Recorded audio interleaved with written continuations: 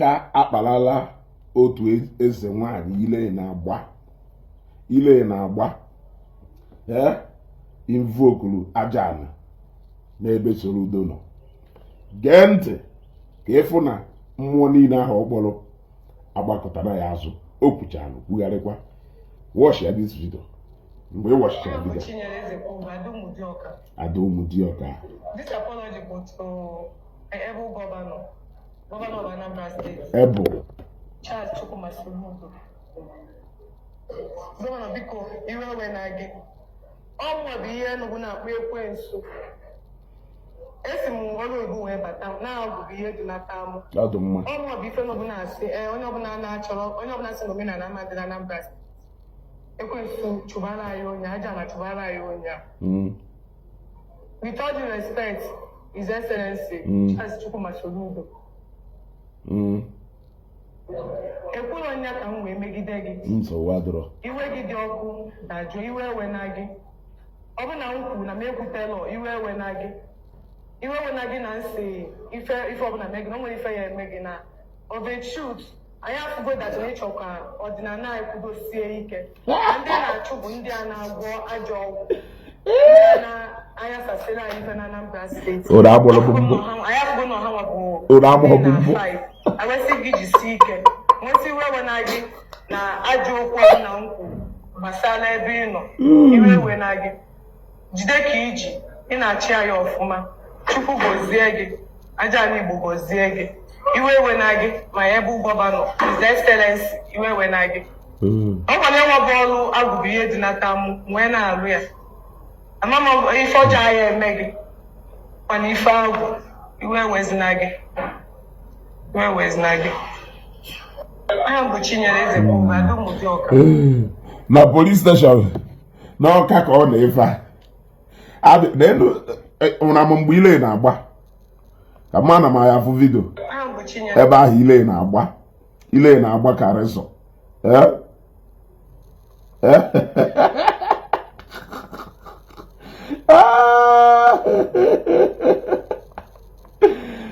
Chineke merụ mmadụ ebere. Unu afụgo clearly na nda enwere ife fashion.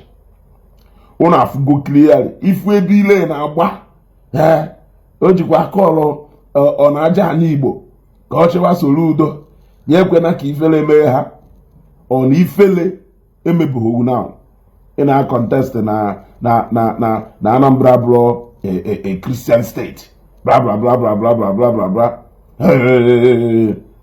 Ịyọna biko ọkwa ịyọna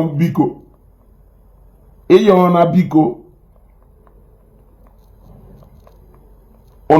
unu ya emecha kweta n'ikpeazụ. Unu ya emecha ma ndị ekwere n'ime unu ya emecha aha ayọ unu ya ayọ n'ebe ile na-agba. Ekwensu na Satan bụ ofu. Onye ji etetụla bụ ụtụtụ na etetagokwa n'ụlọ. Ekwensu na ya etetagokwa n'ụlọ. Ekwensu ya etetagokwa n'ụlọ. Osi ka irite ọtọ.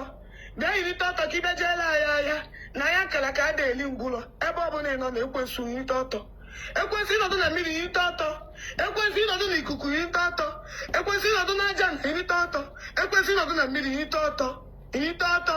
Mmụọ nọ na irite ọtọ. Mmụọ nọ na irite ọtọ. Egwu ebununu na-anọ na irite ọtọ na-adị Igbo na-akpọ gị.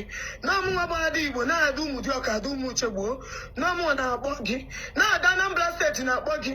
Wee na-asị ekwensu ebe ọbụla ọ nọ na iritezike n'ọtọ na ifele na-emezike n'anyị. Ekwensu ifele na-emezi anyị. Ejizi anyị nwabụ ụmụ Igbo egwu. Ndị Europe abịago jiri egwusi egwu. Ndị Europe ka ịfụ ka ndị asị apụala ha hazi akpa aja ala Igbo ahazi akpọ chi ndị nna nna anyị ha ahazi akpọ ụmụ chi niile ha na-akpọ ife ha na-akpọzi iwu ekwensu direct ka ha na-akpọ ekwensu ịma n'ọdụ na onye ọbụla ma ekwensu ma ya mara ife ọjọọ. Onye ọbụla ma ekwensu ma na ekwensu dosi nọnọs ife ọjọọ. Ụmụazị 21st century abara iru eze nwaanyị. Ụmụazị ya wesicha na life ha gbanata n'ụlọ na-akpọ n'iru eze nwaanyị na-akpọzi ekwensu direct.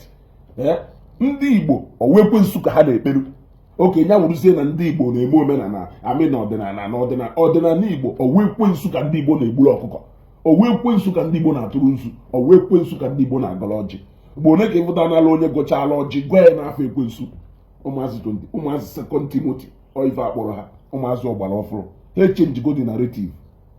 Abego ndị ọcha abego jiri egwu si egwu ndị ụka jiri egwu bụ egwu akwanụ Soludo jikwaza ya egwu akwanụ Chukwuma Soludo nwa Charles Soludo akwanụ ya jiza ya egwu ọsọ ụmụ ya jeza na mmiri je chụọ aja ọsọ ụmụ ya jeza na mmiri je chụọ aja ọsọ ụmụ ya chụzi aja okporo ụzọ Soludo achọ ka ebutebe aja na biya Soludo achọkwazi ibido libe aja Soludo ọchọkwazi ibido libe aja arasịakwansị ini ọtọ aja n'Igbo inite ọtọ ndị mmiri inite ọtọ ndị ichie inite ọtọ alụsị Igbo ji wee bilu alụsị na-emeli Igbo ife ndị ichie Ebenna milite n'ọtọ ndị ichie obodo milite n'ọtọ ndị ichie Anambra steeti milite n'ọtọ mgbe Anambra steeti ji wee bili mmụọ Igbo niile ji wee bilu ilitekwa n'ọtọ na ya kara ka ada eli ngwụlọ origo ngwọrọ kịta ka obodo anyị dị mma origo ngwọrọ kịta ndozi ka anyị chọ ka anyị dozie obodo anyị mana Soludo bịa kwesị na Anambra steeti bụ Christian steeti ife ahụ ka ọgwụ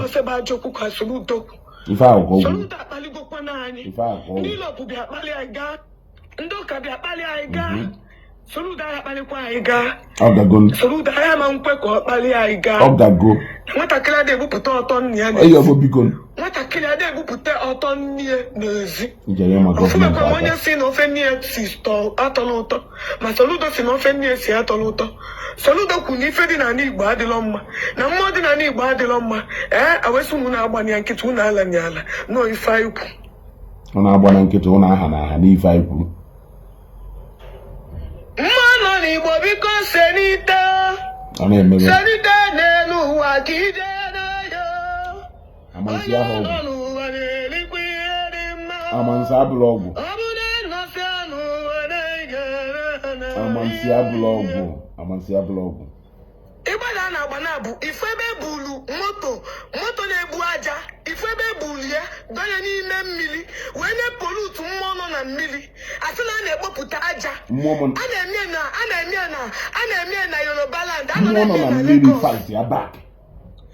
na-eme na Lagos ndị Lagos discover na the thing adịla mma na ọ na-eme affect mmụọ nọ n'obodo fa achụpụcha ndị ọcha niile na-ebu aja na mmiri achụpụcha afa ncha niile mana ịgbada n'ọma bala akwụkwọ Soludo ụgwọ Soludo ega na-ezukwalu ga-ezu Soludo ega na-ezukwalu ga-ezu ịgbada akwụkwọ Soludo ụgwọ ndị ọcha abịago kwụọ Soludo ụgwọ ndị ọcha bụrụ moto na-ebupụta aja na mmiri donye n'ime mmiri na-ebupụta aja dị na mmiri anyị a na-agbatọsịla anyị mmiri Soludo ị na-alụ ndị ọcha ego abanye n'ime mmiri na-ebupụtasị aja na-agbata mmiri be anyị Soludo aja niile na a na-agbatọsị mmelụ niile na a na-emelụ mmiri Soludo mmelụ niile na a na-emelụ mmiri iche na mma ya mụrụ anya iwe ebekwazịa isi na aja anyị na-achụ na-emegide gị Soludo isi na aja anyị na-achụ na-emegide ndị ọkọtụ gị Soludo isi na aja anyị na-achụ because of aja anyị na-achụ na mmiri na ị na-akwụsị anyị ije na mmiri Soludo ife ominukwa bụ na ị na-akwụsị traditional marriage n'Igbo land ife ọ bụ ife iminu n'okwu gị bụ na ị na-akwụsị traditional marriage maka na ọ bụ na isi anyị ejezi na mmiri je chụọ aja isi anyị ejezi na chụọ aja okporo ụzọ ife ominu bụ na ị na-akwụsịkwu traditional marriage maka na ịchọ ịkwụsị culture ịchọ ka ile our culture and our tradition ka i wee golu second term Soludo aka ịnọ ya achagbu gị n'ọkụ nọdụ na Yoruba land a na-eme olu you dare not o dechakwuru ya n'akwụkwọ wee debe n'ihu abụọ Soludo unu nye anyị fake education system ịma na ihe enwe na Nigeria bụ fake education system mana ibuturu ụmụ gị dujefu obodo oyibo faje gụọ ezigbote akwụkwọ suddenly anyị achọzi ịchụba ndị gọọmenti ka fanyere anyị aka anyị achọzi ịchụba ndị ụka ka fanyere anyị aka anyị akpọkube ife dị n'ala Igbo anyị akpọkubegwu ekwensu unu wọrị anyị sayị na ekwensu bụ na Setan bụ ofu anyị wee gbakọta ya azụ suddenly anyị amago na ekwensu abụrụ Setan na ekwensu bụ alụsị Igbo ji eje ahịa Soludo suddenly iwe cheta dat na aka aja na-ebute ọnụ mmanụ ọ na bụ ka ijeje pik bezie kondem maka iji wee na-etikpọsizi uhe ị na-etikpọ Soludo ị na-everify kwa maka na aja ekwensu ya malụgokwa na ọmụ Igbo ọkwa ịnụrụ ya ile gbachasịcha ha ahụ na Soludo ha emewe na nke a Soludo wee sị ka ọ gbanyere efi nke o wee kweta na ọ na-eme ịghọtago aka wee kparị ya o wee nọrọ n'ọka wee yọọ biko wee teke bak ife niile o kwuru. The fight is serious.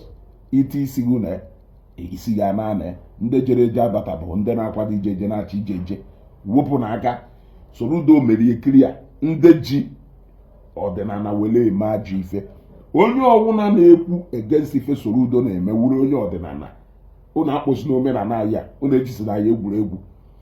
Ndị niile na-eme ọdịnala do against ife Soludo na-eme unu na-eme ajọ ife ekwukwana nye ọzọ because there is no smoke without ọkụ. Ịghọtago ka m hapụ ya ebe aka akparala nya nwaanyị o jeela n'ọka ọ natakwa ya gwa ya ụnụ ọ natabụghị ọnya ji aka etu onwe mmadụ bupụta. Ịghọtago ka ọ dogodonu.